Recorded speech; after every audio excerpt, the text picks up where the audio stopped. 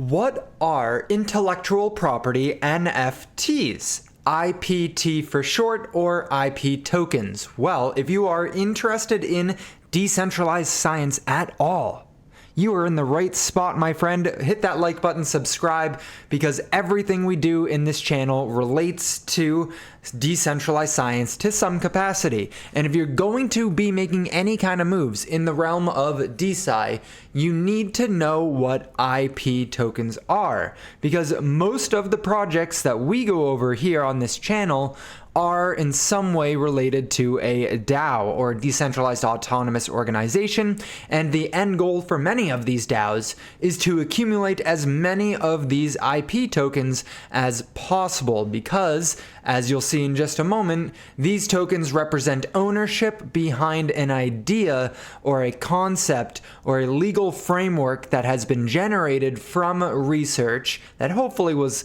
funded through that DAO. So without further ado, let's get right into this. Now, this is an article, or just the molecular docs here from Molecule Protocol, which is going to be a very friendly and informative resource for anyone who is watching this channel right now. They have an entire document series on what IP tokens are, and so let's read through some of the key points here. IP tokens, IPTs, are unique ERC20 tokens that are minted from IP NFTs, acting as governance tokens over the IP generated by an IP NFT. IPTs represent an extension of the intricate legal and blockchain-based contract that constitute the IP NFT protocol. That was a lot of words right there. IPTs gather token holders under a shared objective to construct and cultivate valuable IP. So IP is intellectual property. Intellectual property, again, being the byproduct of research, either successful or not successful research. And by that I mean, like, we found that there was something important to be paying attention to, or we discovered that, hey, we should not be funding any more research into this one compound or drug or idea because it doesn't look like it's going to be leading to anything of value. Those are both equally as valuable in their own regards. And the idea is that that intellectual property can be tokenized on a blockchain as an NFT to represent ownership, and any revenue that is generated based off of that intellectual property thus is tied to that NFT. And more so, you can create unique ERC20 tokens that will get rid of the non-fungibility of the initial IP and allow you to create minor shareholders, minor stakeholders in that intellectual property. IPTs are not merely elements of governance. They are catalysts to democratize. They are catalysts to democratize control over a collective pool of IP and R&D, research and development, data from scientific discoveries. Owners of IPTs become co-governors of the IP pool, participating in unique incentive programs, fostering IP growth and experimentation, and cultivating transformative IP networks. All right, cool. Let's do an example here. Envision a biotech DAO as a pirate ship. Within its robust hull lie the glittering treasures of IP NFTs, representing groundbreaking scientific innovations. The ship's lively crew comprises of DAO members, contributing their unique skills and knowledge. IPTs act as the ship's rudder, strategically directing the vessel, by extension, the future trajectory of medicines towards an expansive horizon of human health and progress. IPTs emphasize the crucial role of patients and researchers. Previously treated as cargo of the ship, are now empowered with hands on the wheel, as the generators of the most valuable pharmaceutical data. Not only are they deserving of a more substantial share in the governance of medicines, but providing them with the power via IPTs will increase the quality of medicines and their efficiency of their development. This shift in governance underscores the conviction that medical advancements should serve as a universal good, leading to better healthcare for all. This is essentially the entire ethos of decentralized science in a nutshell.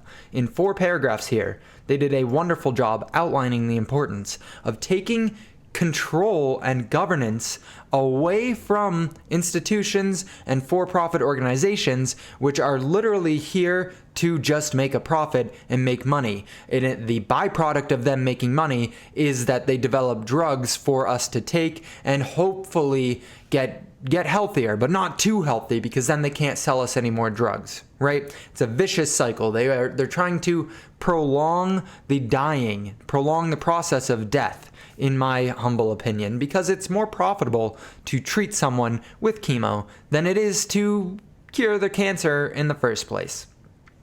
Call me what you want, but that's kind of the current model there, and this is set to turn that on its head by giving, well, it kind of sounds like I'm talking about Marxism now, by distributing the means of production and the fruits, therefore, from the production to, well, all the workers, all the participants, everyone who is impacted by the production. Governance rights. Individuals possessing IPTs exercise governance over the IP pool associated with the IP NFT from which they were minted. Their participation in the IP pool is governed by an adhesion contract, the IPT membership agreement. You can familiarize yourself with it here. IPT holders exert control over the IP licensing process, which includes determining the parties' involvement and the terms of IP licenses, as well as managing the utilization of proceeds derived from these licenses, right? So the revenue comes back into the pool, and then the people who funded the research initially and who own the rights to the research also get to dictate what happens to that money so that they can steer scientific research wherever they seem fit, wherever they deem fit. However, there is a very clear and key distinction here that hopefully will keep the SEC kind of go like over there chilling in their own little corner here, okay? The key distinction here is that contrary to holders of fractional NFTs, holders of IPTs using our standard membership agreement are not inherently entitled to economic benefits. This means they do not have a predetermined contractual right to receive any proceeds following the sale of an IP NFT. Instead, holders of the IPTs are endowed with governance rights. They must actively participate in voting to decide on the allocation of proceeds derived from IP licenses, sales, and other activities related to both IP and the data within the IP pools. Okay? Did you catch that? Because the clear distinction here is that if you and I were to buy into a fractionalized NFT, let's say you and I bought into a fractionalized piece of a house, okay? Tokenized real world assets is becoming a massive narrative within cryptoverse lately. A lot of people think it'll fuel the next bull run, and I think that it will have a good bull run. But there's a very clear and kind of scary idea here that you and I, if we were to buy into a fractionalized house, we wouldn't be doing any of the work, but we would be expecting profits from someone else's work, either in maintaining the house, make sure it's rented out all the time, making sure that the renters are actually paying, dealing with the taxes and the legal documents.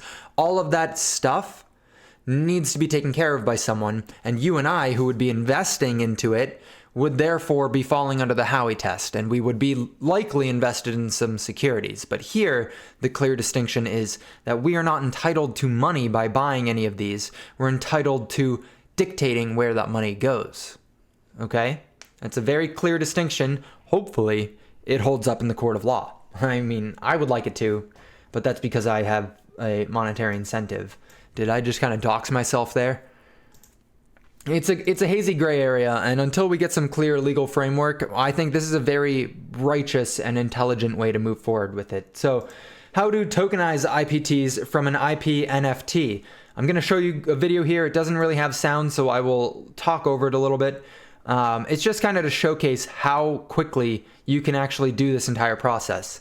So he just connected his MetaMask to it. He was the owner of a test IP NFT, and he is beginning the synthesis process on Molecule's website here. And so what they're doing is locking up some funds into the initial pool for this NFT. They are agreeing to the FAM disclaimers here in which they're stating like, hey, I will no longer have access to this.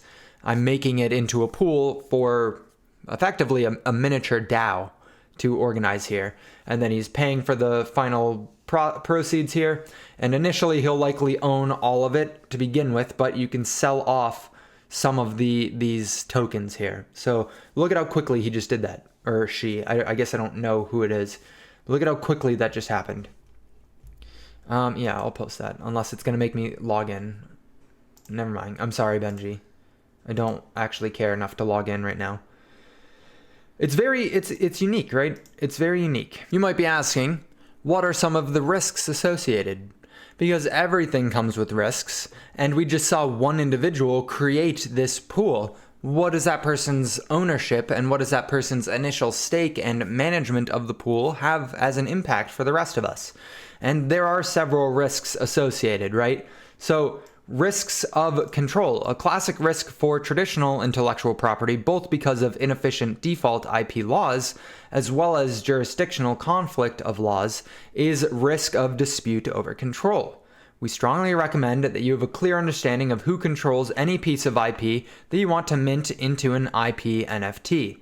Because, like, theoretically, you could mint any IP out there. You don't have to necessarily be the owner. So as someone who is going to be doing that, or as someone who wants to buy into some of these IP NFTs, you got to make sure that you actually know who owns it, right? There's going to be a lot of lawsuits where you don't actually own the IP, but you still minted it, and then the person who does own it, it's like, what the hell, dude?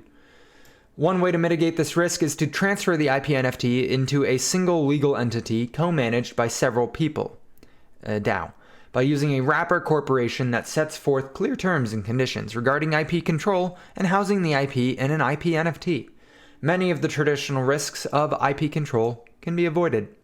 Another way to mitigate the risk is to mint IPTs from the IP NFT using our Model Fam agreement, distributing control to a group of members in an IP commons, an approach we designed for the future of DeSci, and described the What the Fam section of these documents.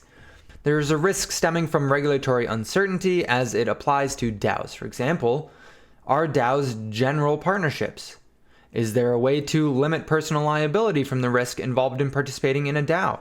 Is holding an IP NFT in a DAO immute liability to DAO token holders? Then we also have risks of it being a security. Like I said, a lot of this stuff might end up being a security. There's a risk that IP NFTs or their IPTs, if sold in certain ways, could be considered securities. I think this was outlined pretty well in the Ripple SEC court case that we've been watching unfold for the better part of half a decade at this point, where when Ripple sells XRP to institutional investors on OTC exchanges, it's a security, and they're selling an unregistered security. However, when those corporations that bought the XRP from Ripple Labs then turn around and go to an open market and sell off the XRP to the rest of us, that's not considered a sale of a security. That secondary sale is not, but the initial creation is. So kind of an interesting dilemma there.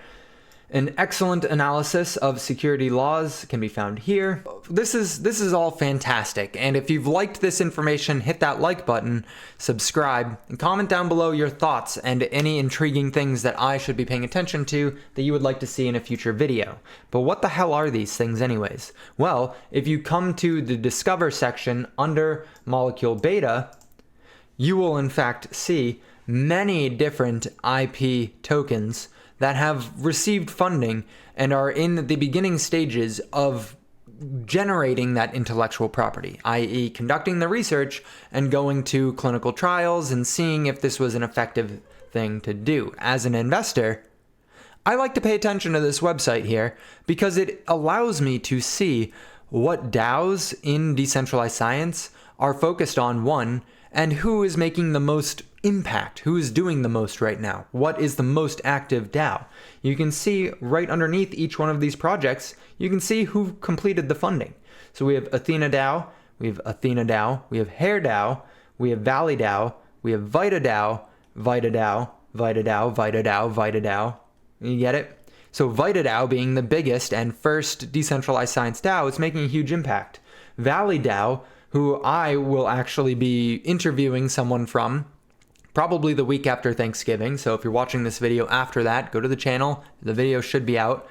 Otherwise, just hold your breath, but not too long. I don't want you passing out. I will be interviewing someone from Valley DAO and getting like an insider scoop on things. So it's going to be very interesting to see. But these are prominent names of decentralized science DAOs that you should probably be paying attention to, as they are the most active right now. You can actually click on any one of these and see a more detailed overview of what this IP NFT actually entails, right? So longevity molecule, IP NFT. I don't believe that it has any IPTs yet, right? The difference is that this is an NFT that represents the intellectual property, what we see right now. The IPT is the tokenized version of that, where it's no longer non-fungible. It is in fact fungible, and you can sell it and create a pool of individuals who own it. You can click on any of these and see more details. So the background of the project details, the project timeline, the required funding, the status, the duration, all those things that you might be interested in, even the market opportunity. And you can get a good understanding of why this research might be important, and then why the community behind the DAO decided to actually fund it. Hopefully this was a good understanding video, a good introductory video to what IP NFTs are. I didn't see any others on YouTube, so you know what that means. Your time's your most valuable asset. Hopefully this was worth investing it into. I think it was. Let me know your thoughts down below, and I will see you in the next video.